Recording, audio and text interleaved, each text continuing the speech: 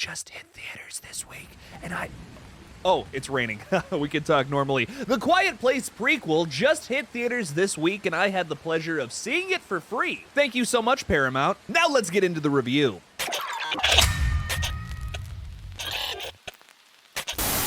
Welcome back to the Killjoy Jake YouTube channel. Before we get into today's review, I'd like to thank the wonderful patrons that support this page. Without you all, I wouldn't be able to upload as frequently as I do, so thank you for helping my YouTube dreams come true. Thank you for 25K too. Holy crap, that snuck up on me. I appreciate all of you Patreon supporters and channel members. Now let's get into the review. As per usual, I'll start off with a spoiler-free review and then hop into spoilers a little later on. So if you want to just hear the spoiler review, skip ahead. A Quiet Place Day One is a worthy prequel that actually has a reason to tell its story. There are a ton of prequels and remakes, especially in horror, that don't tread new ground. They usually just tell the same story again, leaving franchise fans feeling like they've wasted their time. This flick, however, is rare for world building and adding a new level of mythos to this silent apocalyptic world. The film peels back a new layer of lore for our antagonistic creatures that feels very cryptic. It doesn't really affect the overall story here, but the scene puts such a focus on this new element, making me sure that it will come back in the upcoming part 3. Across the board, the cast of Day One rocks. Lupita Nyong'o and Joseph Quinn steal the show with suspenseful chase sequences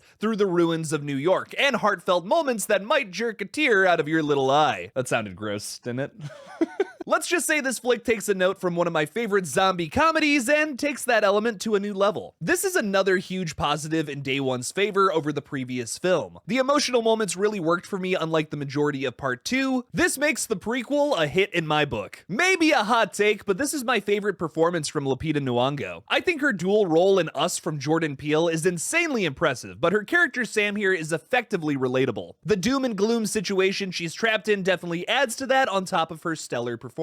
Joseph Quinn just rocked here. I loved him as Eddie Munson on Stranger Things, and it's great to see him kill it here too. He has a great scene towards the end of this flick that is especially wholesome. Expect to see this fella in more movies soon. Jimin Hansu is again so remarkable here, even though he does have a limited role, just like in the sequel. I wish this dude had more screen time in either film. He's one of the most underappreciated actors in Hollywood in my humble opinion, and always shines, even if they are just fleeting moments here. Alex Wolff builds his horror movie repertoire again in a more limited role. His performance in Hereditary will always be my favorite from him, but here he shines as a much less selfless character. It shows versatility, and I found that impressive. While I love this flick for tacking more notes onto the whiteboard of this universe and restoring the emotional core of the franchise, this film is also about making the most of a bad situation. Sometimes it's so easy to just give up, especially in less dire situations than this, but it takes a special kind of person to look past that BS and just live, laugh, love. This franchise is at its best when it incorporates those elements into the story. Alrighty fellas, it's time to dive into spoilers, so if you haven't seen Day One yet, go see it and come on back. You have been warned. A Quiet Place Day One worked really well for me, adding new levels to the mysterious aliens and restoring the emotional core with some great new characters. Lupita Nyong'o's Sam is magnetic and sadly tragic, leading to a bittersweet ending. On top of dying of cancer, Sam is also caught in the middle of the apocalypse, and all she wants is a damn slice of pizza. This gave me some hella Zombieland vibes, but thankfully no Twinkies were in sight. Okay, imagine Woody Harrelson in one of these movies though, that would be sick. I think it's hilarious that her cat's name is Frodo. Michael Sarnowski must be a Lord of the Rings fan, and I'm here for it. Instead of destroying the One Ring in the fires of Mount Doom though, this duo is just looking for that delicious Italian delicacy while evading CGI ear monsters. The cat is great and thankfully lived through this one. This cat dad is happy. That's thanks to Joseph Quinn's Eric, who might have just stolen the show for me. That moment towards the end where our characters are silently giving a performance at the bar where Sam's dad used to play hit me in the feels. It's the first time this franchise has really been able to do that since Lee's sacrifice in part 1. This was a major bullet point on my checklist for this film, as I felt the emotional moments in part 2 were a little forced. It's the weakest element of that sequel, and I'm glad we've gotten things back on track here. It has me excited for part 3, especially considering considering that Eric will likely be a main player there. Dude didn't get on that boat for nothing. Speaking of which, there is a scene in this flick that initially had me confused for being a bit too cryptic,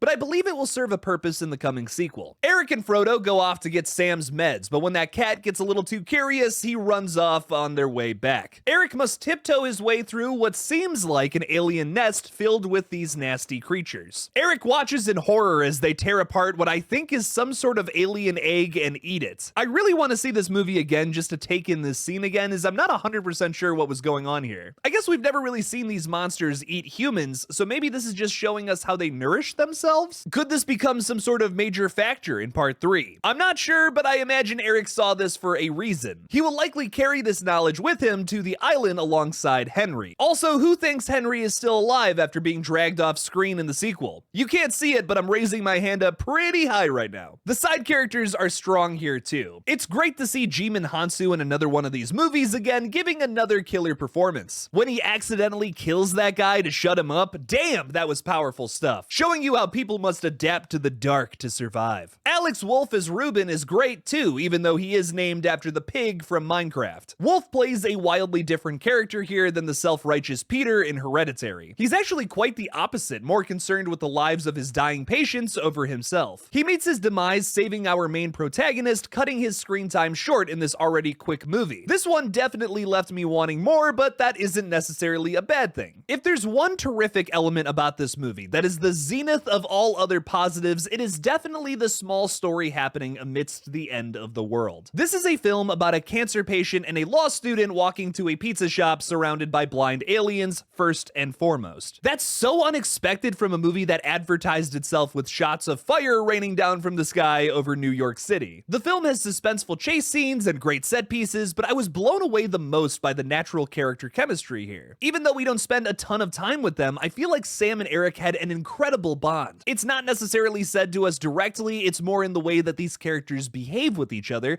over the course of the flick. It's carefully crafted and makes for another hit in this franchise for totally different reasons. These characters made the most of a bad situation. Sometimes all you can do is pick up a slice of pie in the face of death. I think that's beautiful. I give A Quiet Place Day 1 an 8 out of 10. It's not horror movie of the year, but it certainly is a standout. It made me want to go back and watch Pig from the same director, a Nicolas Cage thriller that also has a seemingly simple premise. Someone steals Nick Cage's pig and he has to go get it back. I'm excited to watch that one here soon. Before we wrap up today's review, I'd like to ask you to subscribe to my new gaming channel, GullGotha. We just hit 250 subs over there, so thank you to everyone who has already subscribed. Also, check out my video from Monday discussing last year's Megan. It's part of a new series I'm hoping to bring to this channel and make a bunch of. Let me know if you like that format or not. What did you guys think about A Quiet Place Day 1? Leave me something about it in the comments below. Thank you all so much for watching, and as always, don't forget to kill it out there, y'all.